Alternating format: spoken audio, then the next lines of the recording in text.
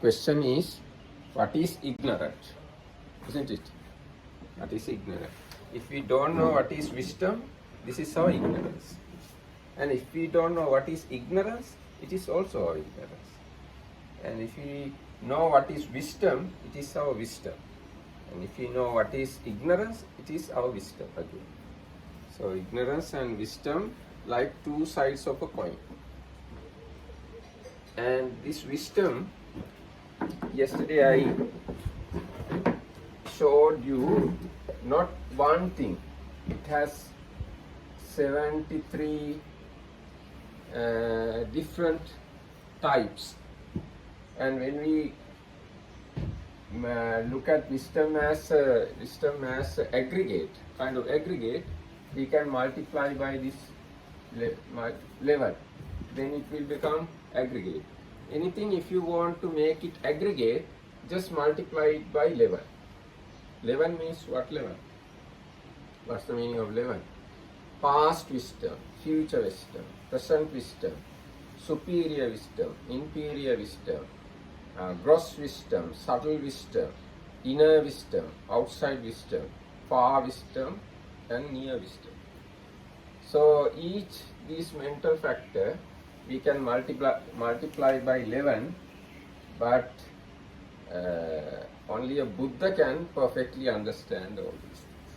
Normal people can't understand. We can just understand the theory, not practically possible to understand all sort of 11 aspects.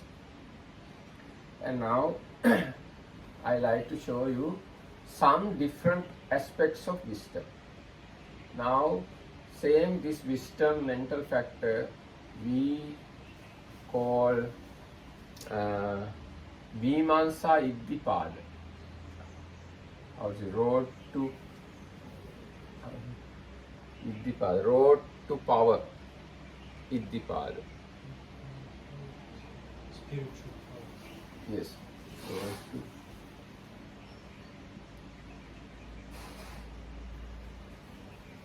power.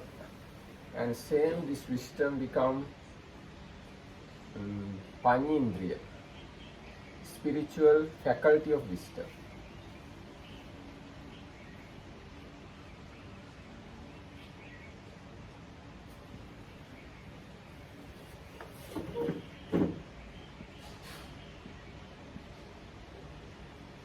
And the same thing become spiritual power of wisdom. Same thing become investigating Dhamma.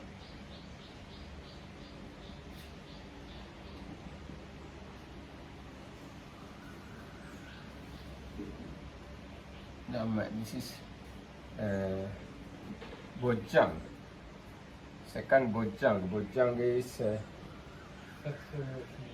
factor of enlightenment. Factor of investigating Dhamma.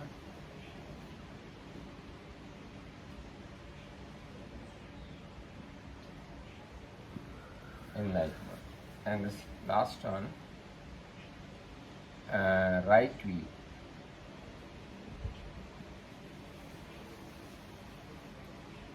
So all these are different functions.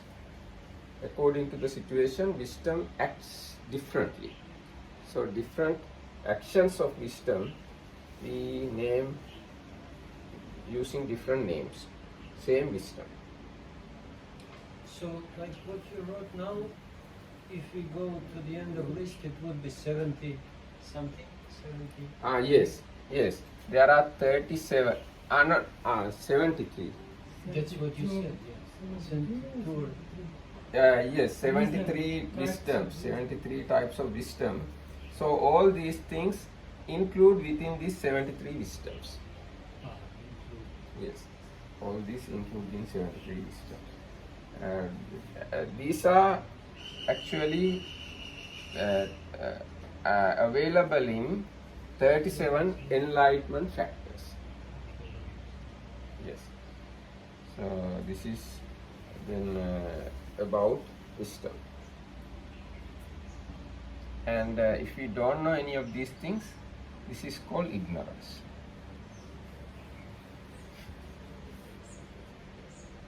And now I like to see the memory of the students. So it's good to recollect first easy things. Now you remember unwholesome 14.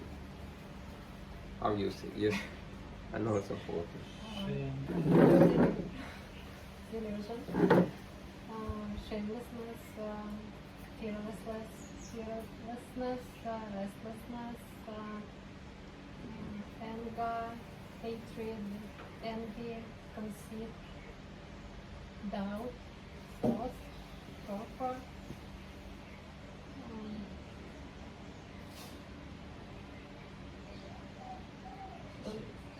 There's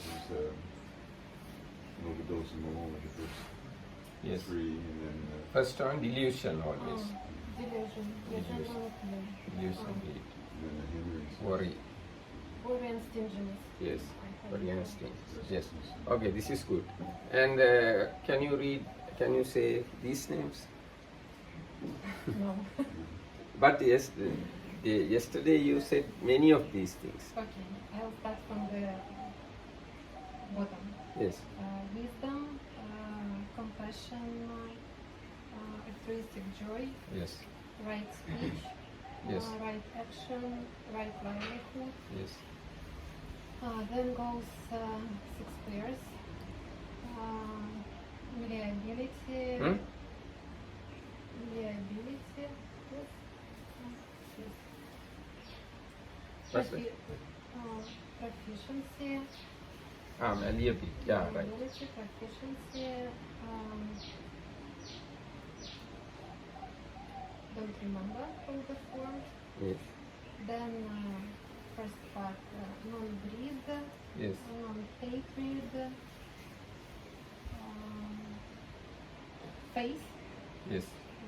faith. That's all.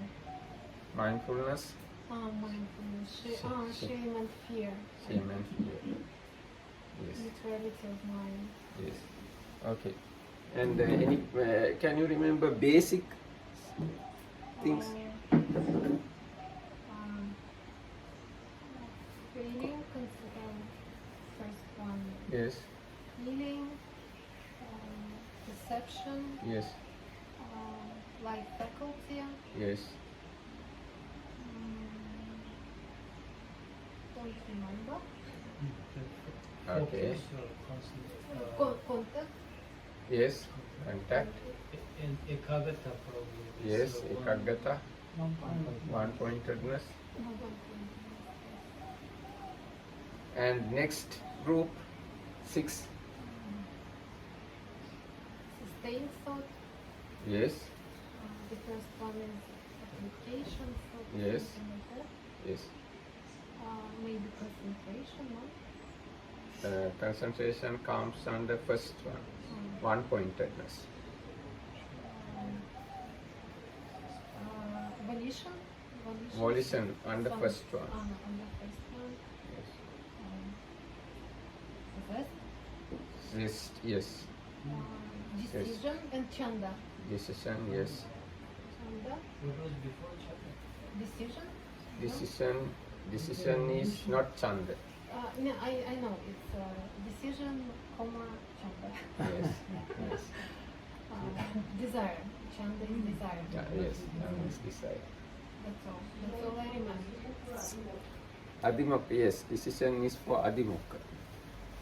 And anybody else can try? Or Venerable Bodhi can say? Well, now it's already finished, isn't it? No matter. Once you start to say, then you feel you understand your lacks. Okay, so, First group, 7. can you remind me how are they called? They are called like these 7 are called Universals. universal. Universals, occasionals, unwholesome, and beautiful. So universals would be concentration or akagata, and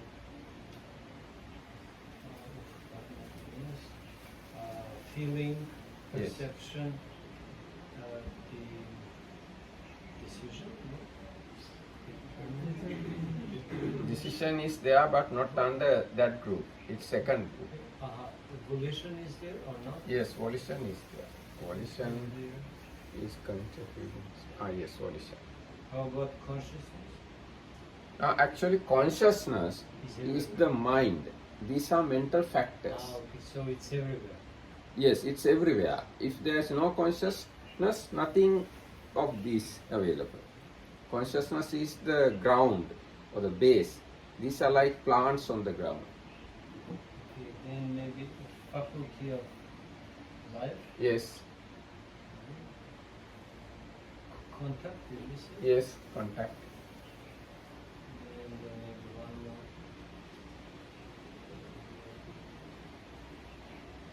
Okay. So can you try second group? Second one. Occasional. Occasional. Yes. Vitaka vichara is first. Yes. Yes.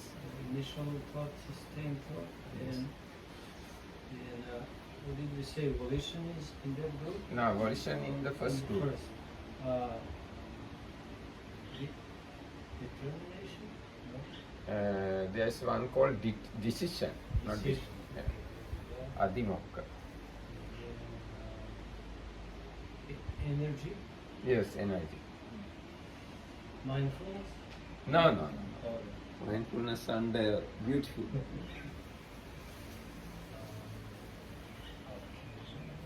Okay, now try unwholesome group.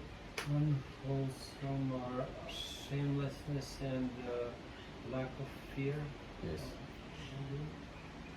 And lobha dosa. Yes. moha, Yes. Yes. And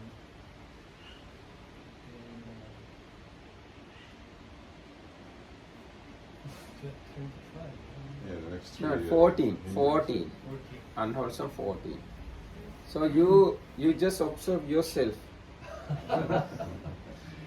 Okay, restlessness, Yes, correct. doubt, Yes, right. tinamida, the Yes, right. sleepiness, whatever. Yes. Vichikicha It's doubt. fear. It's just doubt. Oh, it's heavy. So great. With envy and miserliness. Yes. Envy, Yes. stinginess, Yes. or being miserly. That should be it. Most important thing you miss. Greed, Lobha dosa moha. delusion. Delusion. Delusion is the But delusion. didn't I say lobha dosa moha at the very beginning? Okay, then it's okay. Okay, now you can try next 25. And,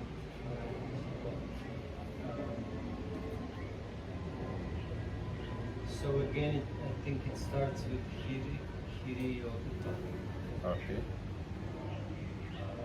and mindfulness, Yes. chanda. is Now it? Chanda under second group. Second group, yes.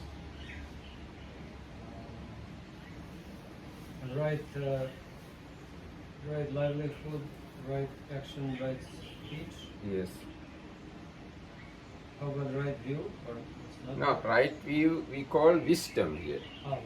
So Yes. wisdom is one of the factors. Yes. Last one.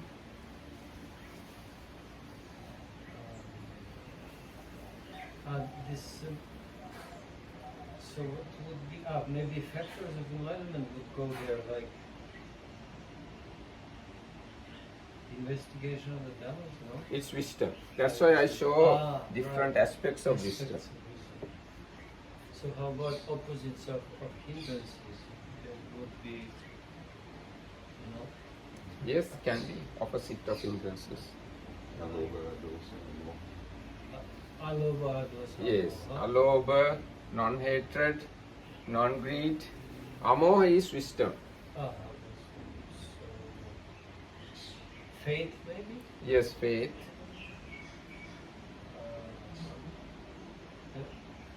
The opposite of restlessness would be No, there is no opposite of restlessness. Actually, opposite of restlessness is one-pointedness. it's available in all the minds. So we don't have to strive for that. Okay, now anybody else can try? Anybody else can show his memory? Samadhi and Prasadam. Yes, samadhi is one-pointedness. One-pointedness, when mixed with other wholesome mental factors, it is called samadhi. Prasada. Pasada is, there is no such a mental factor. Equanimity is there. Equanimity is this decision. No, sorry. Neutrality of mind. Equanimity is tatra majjatata. It's here. Neutrality. Good, try.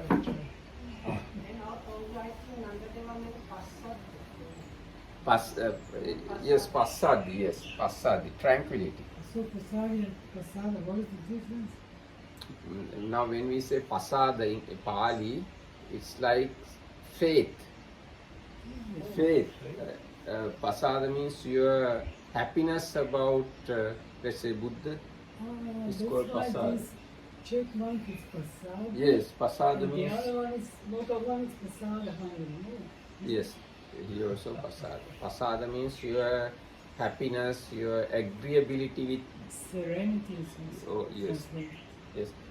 That's the problem. Now these mental factors, when in the practical world, mix with other mental factors and create new mental factors. Now as example, when we say restlessness and worry, it's one hindrance. So restlessness is one mental factor and worry is another mental factor. Worry count under anger, restlessness under delusion. But as a hindrance, both become one and make one hindrance, restlessness and worry. So anyway, now it's decision is adhimokka. Adhimokka is kind of something close to faith. You decide. Wavering nature is opposite of wavering nature. So It's not always wholesome. Yes. Right. it's close to adhikana, I think we agreed that you decide to do something and you stick to that decision. Yes, but okay. Now there is a mental factor called adhittana. There is no mental factor called determination here. So determination is a mixture of mental factors, but decision is one mental factor. Jhana means this one.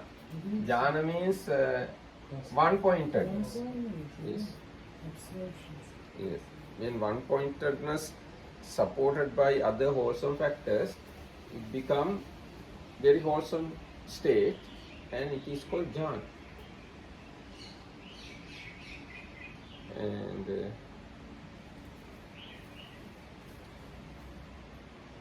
I want to show you this decision thing.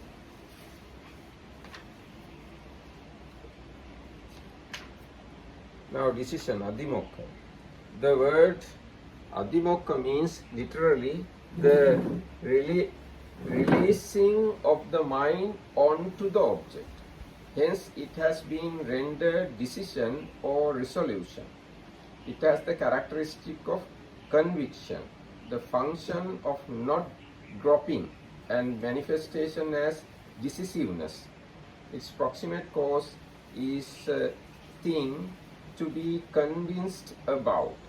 It is compared to a stone pillar owing to its unshakable resolve regarding the object. So this is the decision. It's not always wholesome. It's not always going together with Buddha, Dhamma and Sangha. Even regarding Jesus Christ, you can have this. It's not the faith. Now it's enough. Now I am going to show you how these mental factors relating to fourth noble truth. Fourth noble truth. Now we know eightfold path. Right view, right thought, right speech, action, livelihood, effort, mindfulness, concentration. So these are we call eightfold path.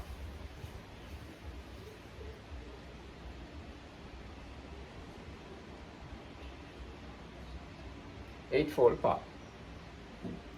So eightfold path is fourth noble truth, but this whole eightfold path is within the truth of suffering also. All these things are within the truth of suffering. Now how we can understand this? Right view is this mental factor, wisdom. Right thought is this mental factor, initial application, vitakka.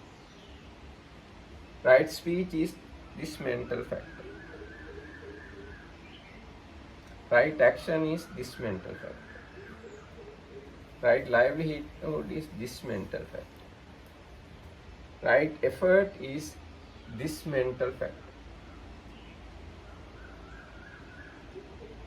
Right mindfulness is this mental factor.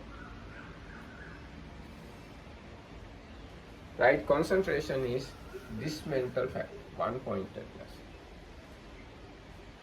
So eightfold mental factors available in eightfold path scattered everywhere in the mental formation aggregate. See, professional one something like can having both wholesome and unwholesome. Yes, can. So we consider only the wholesome ones here. Now here we consider only the wholesome. Now this thing, one-pointedness available in all the minds, wholesome minds, unwholesome minds, resultant minds, but it mixed with other wholesome factors, it become right concentration. This one also same. This right thought, this initial application is a mental factor available in wholesome and unwholesome, all sort of minds. But when it mixed with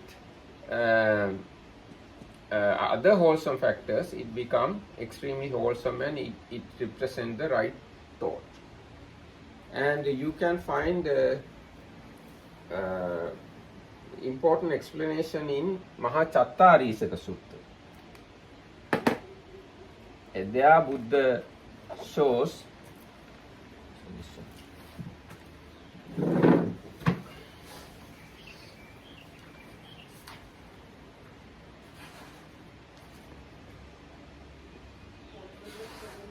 one hundred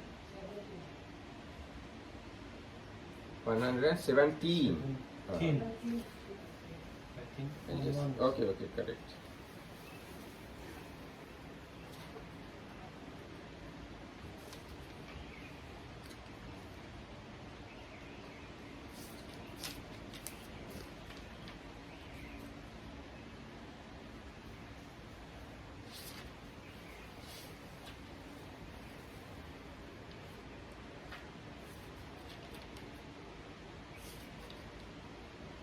Now this is right intention. First I'll explain right view.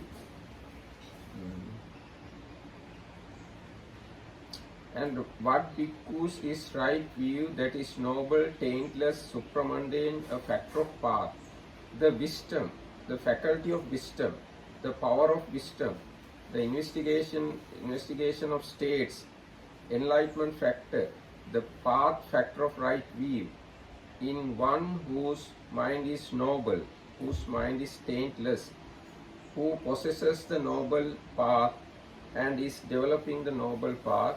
This is right view, that is noble, taintless, supramundane factor of the path. It's about this one, but supramundane. And this is the right thought or the right intention. therein bhikkhus, and what bhikkhus is right intention, and bhikkhus is and what bhikkhus is right intention, that is noble, taintless, supramundane, a factor of path, the thinking, thought, intention, mental absorption, mental fixity, directing of mind, verbal formation in one whose mind is noble, whose mind is taintless, who possesses the noble path and is developing the noble path. This is right intention, that is noble, factor of path. So this is the thing we find here. Initial application means vitakka. Vitakka is the thing explained here. But we have to know these mental factors sometimes, not that. These path factors sometimes mundane and some other times supramundane. Now I read things relating to supramundane path. Otherwise it has mundane path also, mundane aspect also. Now as example, the intention or this initial application, relating to initial application, there in bhikkhus, right view comes first. And how does right view come first? One understands strong intention as strong intention and right intention as right intention. This is one's right view. And what bhikkhus is strong intention? The intention of sensual desire, the intention of ill will, and the intention of cruelty. This is strong intention. And what bhikkhus is right intention? Right intention, I say, is twofold. There is right intention that is affected by taints, partaking of merit, ripening in the acquisitions, and there is right intention that is noble, taintless, supramundane, a factor of the path. And what bhikkhus is right intention that is affected by taints, partaking of merit, ripening in the acquisitions, the intention of renunciation, the intention of non-ill will, the intention of non-cruelty. This is right intention that is affected by taints, ripening the acquisitions. And what bhikkhus is right intention that is noble, taintless, supramundane, a factor of path, the thinking, thought, intention, mental absorption, mental fixity, directing of mind, verbal formation in one whose mind is noble, whose mind is taintless, who possesses the noble path and is developing the noble path. This is the right intention that is noble, factor of path. So like that, there are two sides in the path. Even regarding these mental factors, you find two sides, mundane side and supramundane side. Now if you look at the mundane side of wisdom, you find 10 types of beliefs or understandings, beliefs and understanding. There is giving, there is offering, there are good and bad results according to action, and there is a mother and there is father, there is other worlds, there is this world, there is a person who can realize everything like Buddha. So this kind of understanding is the first part of wisdom. And other part is understanding the noble truths. So like that, all these mental aspects have some different aspects, and you have to do enormous learning. Yes. So I think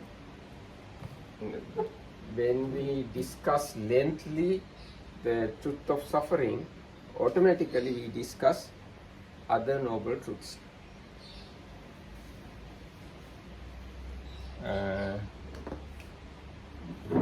Now what more we have to think? And again, yes, I like to relate these things to these things. Now all these mental factors, let's say,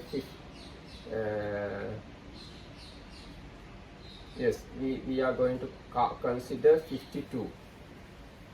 So this 52 and the 5 aggregate, how to relate those things? Mental formation.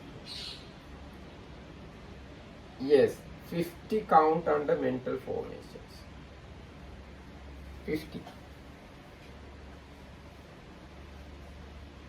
Other two, not under mental formation aggregate, they are separate aggregates.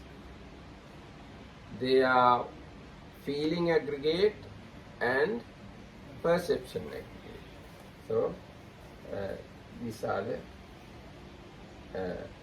those two aggregates. So we discuss this 50 and it comes under mental formation aggregate.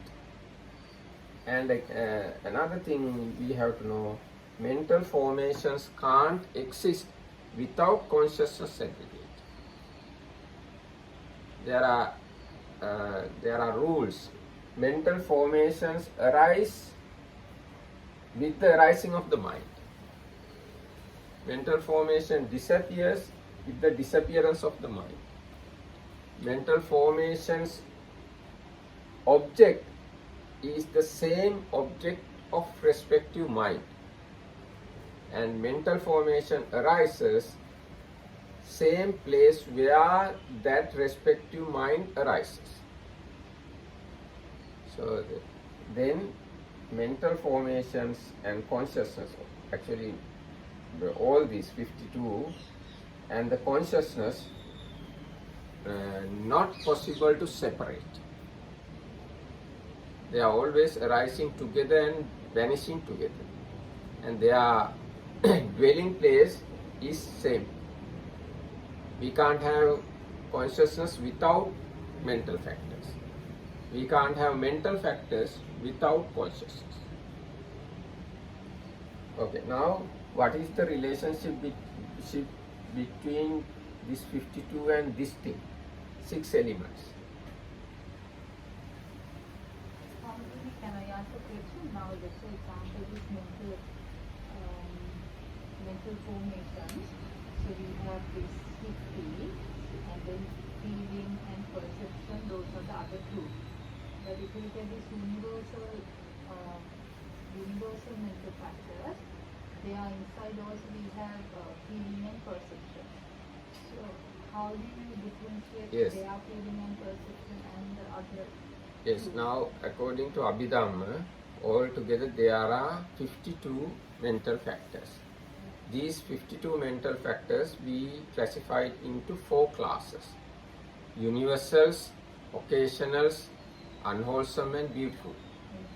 In that classification, under universals, we find feeling and perception also. But when we look at the mental formation aggregate, under that mental formation aggregate, we count only 50 mental factors without feeling and perception. That's the thing. So do feeling and perception come under mental formation or? No. But they are mental formations, but they don't count under mental formation aggregate. They are taken out from the mental formation aggregate because they are playing very big role. They are very important. Because very important, they are considered separate aggregates.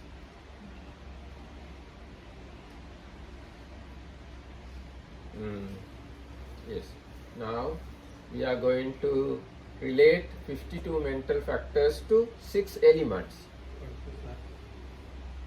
Yes, 52 mental factors solely inside the consciousness element.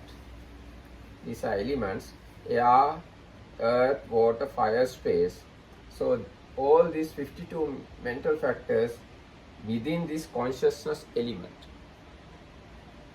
And now to this one. 52 mental factors available where?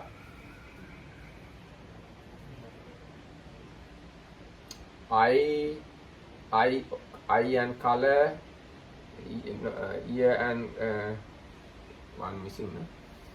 Eye and color, ear and sound, nose and odors, tongue and taste. Here. Ear and sound, body and touch, mind and mental objects. So this 52 included where? Probably the last one. Yes, actually this one, mind, object, if we say very correctly under this one, but when we say mind, there is no mind without mental factors. So we can, part of the mental factors available in the mind, but greater part of the mental factors available under mental objects. And what is the relationship between these two? 52 mental factors and mentality and materiality. Oh, it's easy. All the 52 mental factors under this mentality, Nama. Nama Rupa. Nama. When we divide Nama Rupa, under Nama, all these 52 mental factors we can put into Nama. So like that, this way also you can understand. Now, form is clear, no? Form is the under elements. These elements are just form aggregate, and these 5 sense bases form aggregate, and materiality is form aggregate. And there are some other classifications, but then it will become too much for you, as some indriyas and some dhatus are there, 18 dhatus also. So this much is enough for the moment.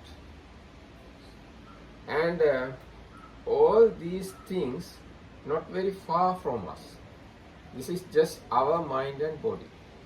This is the thing we have to understand. Why we learn Abhidhamma? To learn our mind and body. Not only our mind and body, our mind, our body, and let's say our universe. I think Bhante, it would be interesting because you're insisting that this would help our wisdom to give us, if it's possible, to give us an example. How is the knowledge that we now acquired, how can we apply that in a way that helps our, not just wisdom of knowing concepts, but the wisdom that we can call deeper wisdom, or wisdom meditation? Yes, now for the moment, people, let's say this way, people take, this is me, that's all. So there's a great delusion.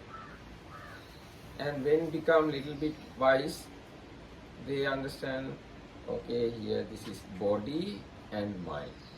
Two things, not only one I. And when they become more wise, okay, this is not one body, it's earth element, water element, fire element, air element, 28 types of forms. And when they become more wise, okay, this is not one mind. There are greed, hatred, delusion, non-greed, non-hatred, delusion, kindness, wisdom, etc., etc. Lot of parts, not one I, not one soul is there.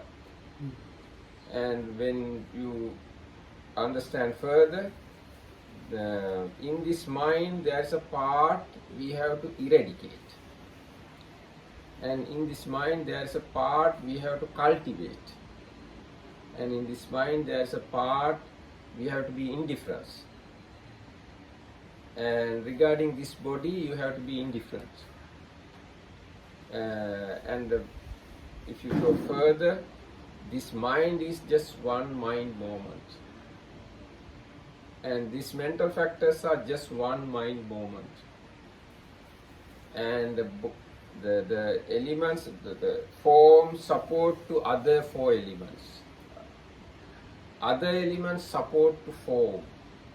They are interdependent. This is the process we recognize as so-called I. And this I can't exist alone. It has to be supported by forms, sounds, odors, taste, and mental objects. With the support of external world, this so-called I can exist. Because of this so-called I, external world can exist. These are interdependent. Like that, step by step, you can go to the deep levels of wisdom using this knowledge.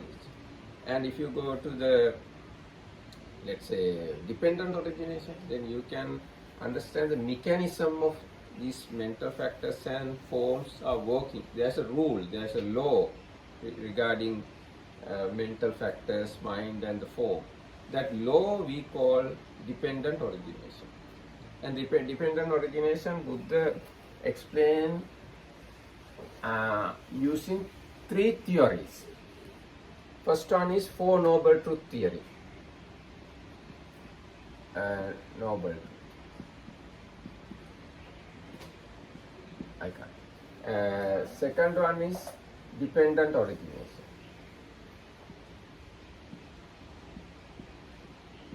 Third one is Pattan. I don't know English word. Here there are 24 Conditional relations. yes, conditional relation, 24 conditional relation. So these three ways Buddha explained the mechanism of mind and body and the universe. Let's say that the mind, body and universe working according to a certain rule, certain theory. That theory Buddha shows under these three ways. So we learn Abhidhamma to realize what this is and what this universe or the world. Until you realize what you are and what your world or what your universe, you can't come out of suffering. So it looks like the example that you gave, we should be able through Abhidhamma to analyze things into smaller kind of details, like maybe in meditation be able to recognize these cetasikas. While without that knowledge we may see that but not know how to recognize it. Now, actually, not only analyzing. There are two theories regarding Abhidhamma. One is analyzing, other one is combining. These two you should understand. That's why I combine all these things to other things. You have to divide and analyze up to the maximum level, and none of these divided particles have its own existence. It has relationship with all other things. So you have to learn relationship with all other things, and you have to understand individual thing and the relationship, both. This is the thing teachers in Abhidhamma. So the thing that you call Patthana, the third one, is about this relationship. That's right. Third one is about all sort of relationships, mind, body and mental objects and form and even Nibbana. All these things have relationships. So that's why these three things. The easiest way is this one, Four Noble Truths. And these four noble truths, dependent origination and Patthana, not far from us. It's within us, we have to see. Now if I read this sutta,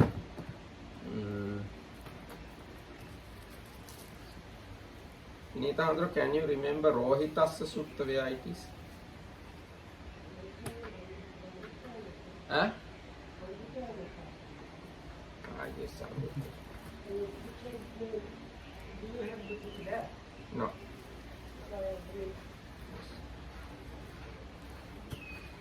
So you know this story, no? One ascetic who can go through there, went 100 years continuously to find the end of the universe. Let's say, not the world, universe. So after 100 years of walking in the space, he couldn't come to the end, and he died and born as a deity and came back to Buddha and asked, is there end of universe? No, not that way. He asked, can we go and come to the end of universe? Then Buddha said, no. Buddha said, no, it is not possible. But without going to the end of universe, you can't come out of the suffering also. So this is the thing mentioned in this sutta. Rohitassa.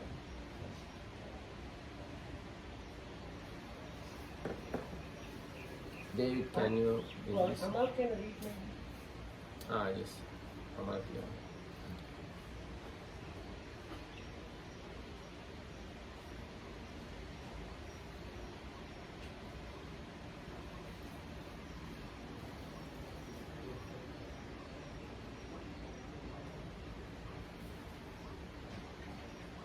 Do you want the whole? Whole sutta.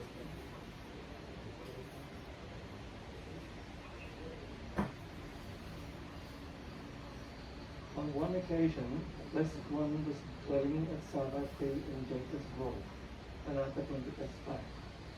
Then, when the night had advanced, the young Deva, Rohitassa, of stunning beauty, illuminating this entire Jeta's grove, approached the Blessed One.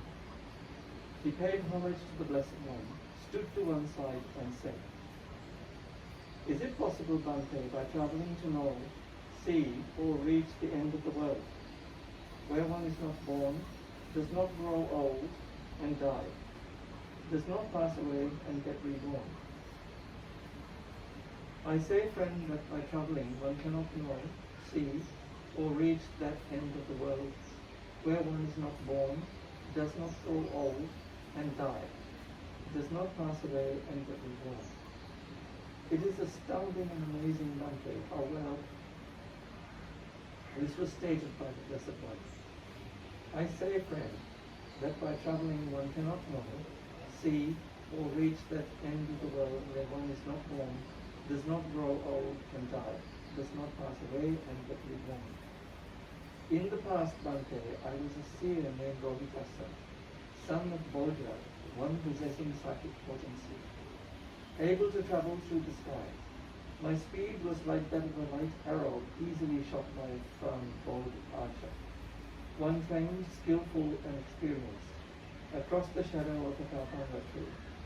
My stride was such that it could reach from the eastern ocean to the western ocean. Then, while I possessed such speed and such a stride, the wish arose in me, I will reach the end of the world by traveling. Having a lifespan of 100 years, living 100 years, I traveled for 100 years without pausing except to eat, drink, chew, and taste, to defecate and urinate, and to dispel fatigue with sleep. Yet I died along the way without having reached the end of the world. It is astounding and amazing, Bhante, how well this was stated by the Blessed One. I say, friend, that by travelling one cannot know, see, or reach that end of the world where one is not born, does not grow old and die, does not pass away and get reborn. I say, friend, that by travelling one cannot know, see, or reach that end of the world where one is not born, does not grow old and die, does not pass away and get reborn. Yet I say that without having reached the end of the world, there is no making an end of suffering. It is in this fathom-long body endowed with perception and mind with a better point. The world, the origin of the world, the cessation of the world, and the way leading to the cessation of the world. The end of the world can never be reached by means of traveling across the world. Yet, without reaching the world's end, there is no release from suffering. Hence the wise one, the world knower, who has reached the world's end and lived the spiritual life, having known the world's end at peace, does not desire this world nor another. Yes. So we learn all these things to realize ourselves and our world. This is the explanation of ourselves and our world. That's the way You have to take this data. And this data is sometimes helpful to you in your meditation. These mental factors shows what kind of mind is wholesome mind, what kind of mind is unwholesome mind, what is the so-called thing called mental purity, and what is the impurity of the mind. So this data you can use to upgrade your meditation. And explanation about form also. Form can divide into different parts, and once you divide it, and there is no one solid identity. You can divide into different ways. You can divide as aggregates or elements or sense bases. Once you divide it, then you lose the identity view or soul view. That's why you do it. Yes. So we talked about this alone. I just thought before when I about this question, by learning we are kind of reprogramming the sanya in the Yes. So by and our sanya is generally wrong about things. Yes. So by learning these things you can start reprogramming the sanya to get closer to the actual sanya. Yes. Not only sanya, especially our weave. There is a mental factor called weave. Our weaves are mainly depend on the data already we have got. But because of this data, your weave change. So this is very important thing now when one becomes Sotapanna. Main thing he achieved is destruction of soul weave or identity weave. So this data you can use to destroy the wrong views. And again, if you look at the wisdom, it has worldly aspect and supramundane aspect. So if you understand the worldly aspect, then you can successful as a worldly being. It is the base for supramundane achievements. Now, if one doesn't have worldly right view, mundane right view, he never reached to supramundane right view. So mundane right view is the base for supramundane right view. So this our discussion helpful us to develop mundane right view. Is the mundane right view what you mentioned about mother, father, karma, vipaka and all that? Is that what you mean? Yes, this is the beginning of mundane right view. Yes. And if you go into the mundane right view, you will understand many things, karma and the different types of beings. Now, there is one thing under mundane right view, this world and other worlds. There are other beings in other worlds. They can come here and we can go there. Then it is related to karma. According to karma, you can go there. According to karma, you can come here. So this mundane right view is not simple thing. It has huge background. So all these things you can clarify if you study Abhidhamma and commentaries. Thank you. Thank you, Sarana.